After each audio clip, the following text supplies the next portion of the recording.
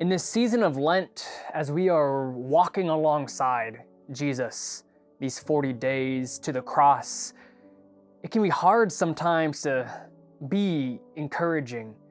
When I first think of the word encouraging, I think of, supporting, uplifting, something really happy, something optimistic.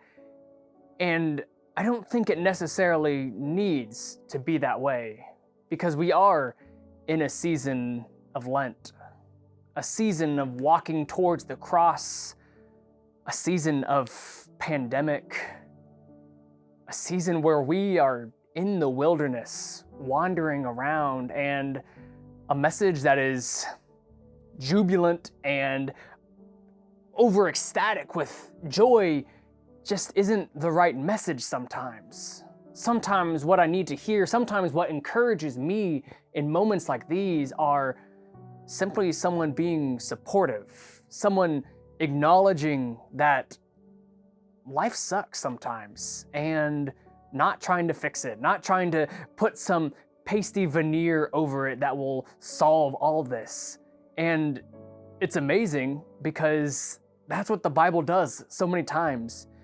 In the Psalms, you have almost interspersed with these psalms of praise, of joy to God for creating so much, are psalms of lament.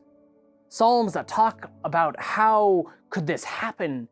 How could we, the faithful people of God, be afflicted by all these troubles?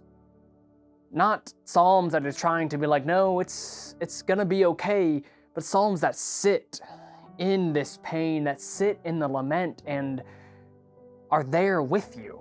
There's even an entire book, the Book of Lamentations, that is all about being in this grief.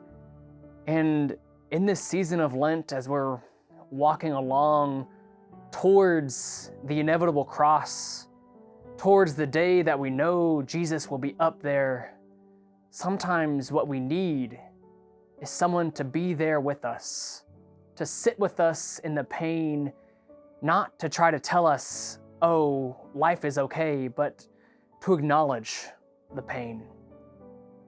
And throughout all of this can still be a message of hope. At the end of this Lenten journey, at the end of these 40 days, we know the resurrection will come.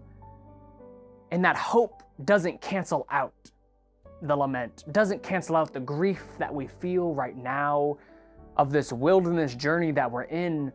Hope can keep us going, but it doesn't be overly optimistic in a way that can be ingenuine. So take some time to acknowledge that life sort of sucks sometimes, and God is with us all the time, listening to our complaints, our cries to heaven of why, oh Lord, why?